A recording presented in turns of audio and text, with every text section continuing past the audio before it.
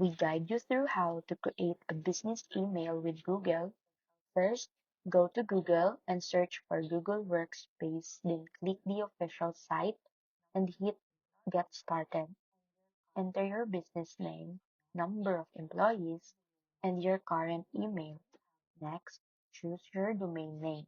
If you already have one, select Yes, I have a domain, and type it in. If not, you can buy one directly during setup.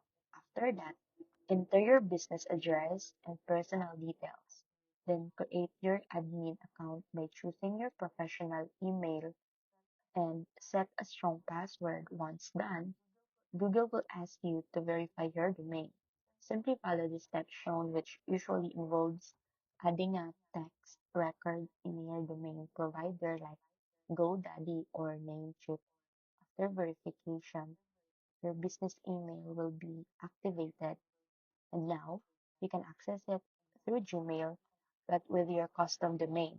You can also add more users, manage security, and use tools like Google Drive and Meet.